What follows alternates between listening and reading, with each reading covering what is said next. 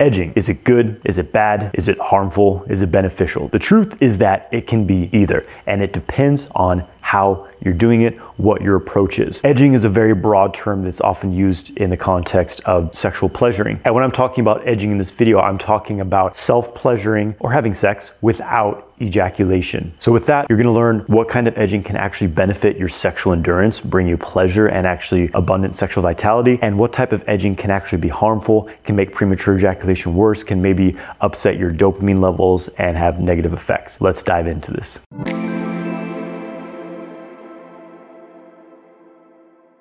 I'm Jonathan White. I'm here to help you master your sexual energy so you can manifest your ideal life. If you want to learn more about sexual and self-mastery, make sure you subscribe to my channel. Get my free ejaculation control course through a link in the video description below. So there's a lot of talk about edging, and I recently made a video about edging and how it affects your dopamine levels. But in this video, I want to really break down the fact that edging is a very broad term, and there's specific aspects of it that you could be incorporating that will be beneficial to you or potentially harmful for you. Let's start with the negative first. What's the bad news? This is the type of edging that I believe could be less beneficial and even harmful for you. The number one thing would be if you're watching porn. Porn completely fucks up your dopamine receptors, completely fucks up your arousal response in the long term, and really disconnects you from what's happening in your body. I do not recommend using porn in any way. Often when men are practicing edging, they like to hover right at the edge of the point of no return, the point at which they would ejaculate, just right on that edge. The problem with doing this is that typically they rush to this point. So the whole session becomes about being right at that point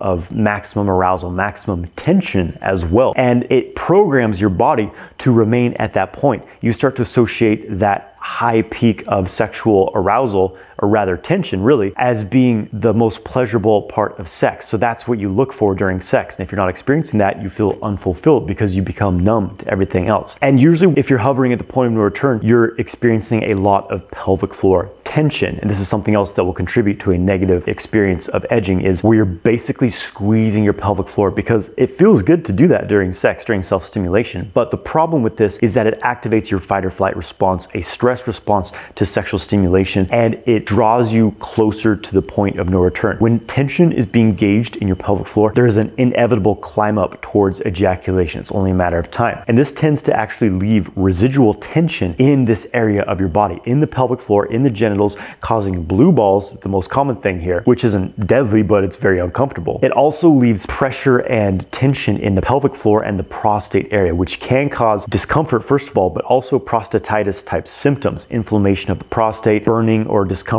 when urinating, just general pain and discomfort in that area. And squeezing your pelvic floor, having all this tension, it strengthens your response, your body's response to squeeze, to tense up when you're experiencing sexual stimulation, which creates a pattern of hypertension and can develop premature ejaculation over time. It starts to trigger this unconscious squeezing of your pelvic floor muscles during sex, which will inevitably create premature ejaculation for most men. Another poor aspect of edging is when you have no body awareness, completely unaware of what's happening in your body, disconnected from your body. You're tensing up muscles everywhere. You're breathing very shallow. You're sitting stiffly in a chair, poor posture. Your body's not open. All the arousal and pleasure is being stuck in your penis, which can only handle so much and will very much limit your experience of orgasm and pleasure. Another tendency is to overstimulate the most sensitive part of the penis, which is, if this is a penis, this area right here underneath the glands, the frenulum. And I know technically some circumcised men don't have frenulums, but it's a general term to refer to this area of the penis, which is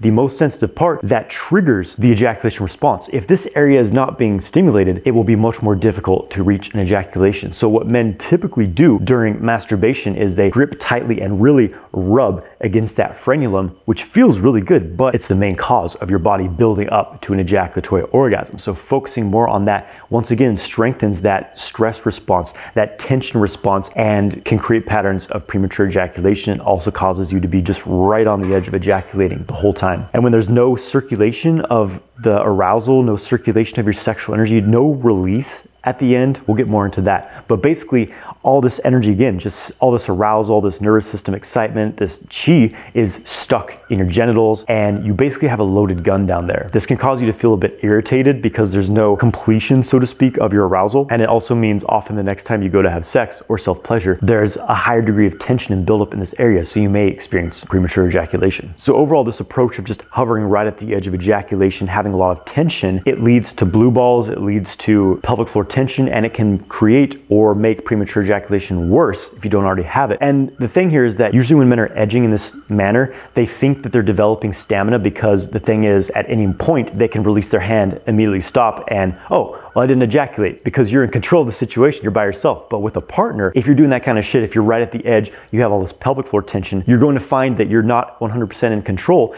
because it's not just you and your hand, it's your partner's body there as well. And this will not translate to sexual control. It may actually make your sexual endurance worse. And when you're hovering right at the edge of this point of no return, this point of ejaculation, peak tension, peak sexual excitement, it feels really good, I know. But I believe that this is one thing that can contribute to an excessive dopamine release, which, if you're sensitive to this, could potentially cause some of the imbalances of excessive dopamine release and a bit of desensitization. Personally, I don't feel that this is that big of an issue for most men. It's not my main concern because I consider sex and sexual pleasure a very organic and holistic experience, and most people's dopamine levels are completely fucked up from electronic screens, from social media, from porn even. These things cause way more damage to your dopamine circuitry than real organic sexual pleasure. This is my bias on the issue. I'm not that concerned about it personally, but again, just from my own experience, I have found that there may be more of a up-down type of effect if you're hovering right at the edge of ejaculation, but it's still not even in comparison to having a full-blown ejaculatory orgasm, especially doing that every single day. Now let's talk about what does beneficial, what does good edging look like? What are some aspects of this? The number one thing is deep breathing. You're developing healthy breathing patterns, a free-flowing diaphragm, a free-flowing breath. This is a great foundation for arousal control, for balancing your nervous system, allowing the sexual energy, the excitement, the pleasure to move through your entire body, is this smooth,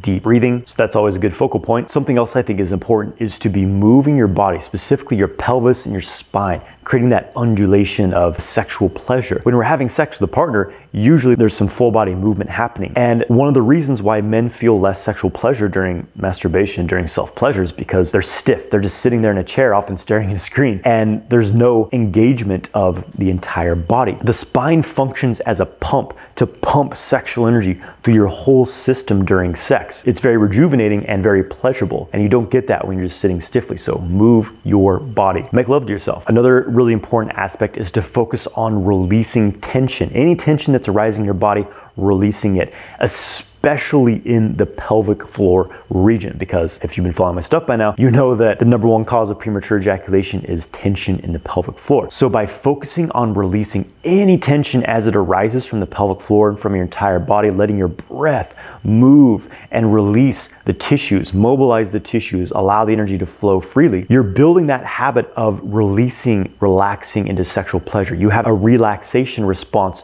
to sex rather than a stress and tension response to sex, which means that your sexual stamina is going to improve significantly, and your sexual pleasure will also improve significantly, because we tense the pelvic floor to get more pleasure in the penis, but it really actually constricts the pleasure overall. When you relax, it's able to spread into the entire body, and you can hold so much more pleasure without ejaculating. So relax. Notice how you want to tense up in response to sexual stimulation. Stop, take a deep breath, relax, and then continue. I highly encourage you also to not get any more than 70, maybe 80% of the way towards the point of no return, where you would ejaculate. There's this misconception that non-ejaculatory orgasm has to happen at the exact moment that an ejaculatory orgasm would occur. And yes, there's a lot of pleasure, there's a lot of excitement in that region, but the thing with the full body orgasm is you're going a different direction than the ejaculatory orgasm. The buildup to an ejaculation is a tension buildup. They often call it the arousal scale, but I would say it's more of a tension scale. It's tension building up in your pelvic floor, which must be released by the prostate spasming, which is ejaculation. So you're going in a different direction. Instead of building up tension, you're building up full body pleasure, full body sexual arousal, and this puts you in the direction of full body orgasm. So by staying at about 70 or 80% of the way towards the point of no return, you're programming your system to stay at a lower tension level. And initially it may seem like, it's less sexually pleasurable, but actually because you can sustain that period indefinitely, it's not overstimulating, it's not overexciting and kind of disrupting your nervous system, you can start to enter into these profound states of full body bliss, full body sexual pleasure. You can sustain that for as long as you want. And this is one of the keys to being able to fuck your partner for hours if you want, is being able to hover in a more manageable state of arousal. And when you've programmed yourself to just be right at the edge of ejaculating throughout your session, that's what your body's going to do. So you come back to this relaxation. If your arousal starts climbing above 70, 80%, slow down, pause stimulation, breathe, relax, and then go back into it. And that will also keep you from, I believe, having excessive spikes of dopamine release. And you won't have the problem because you're staying relaxed, because you're not constantly right at the edge of ejaculating. You're not going to have the problem of blue balls and of a lot of discomfort and tension in the pelvic floor. And this will be really important for helping you overcome premature ejaculation, which any man can do. I also recommend having no visual stimulation. If you need a bit of fantasy to get yourself aroused in the beginning, that's fine. But once you get aroused, you want to really maintain this full body awareness. What's happening in your body? What does that pleasure feel like in your genitals? Can you feel and breathe that pleasure? Spread it to the rest of your body. And this will develop strong body awareness, which is a very great tool for powerful ejaculation control and full body orgasms. And finally, circulating sexual energy through the body. This is one of the most important aspects of good edging. Because again, most guys, when they're doing edging, they're just right at the edge of ejaculating. They don't release that charge. It stays stuck in the genitals and it's a loaded gun and causes irritability, stagnant sexual energy. But when you're using the sexual kung fu techniques of circulating your sexual energy as it's building up, you're moving it through the body. First of all, it's releasing tension from the genitals, releasing excess buildup. That energy is now moving. It's moving through your entire nervous system. It's moving into your endocrine glands. It's moving through your organs.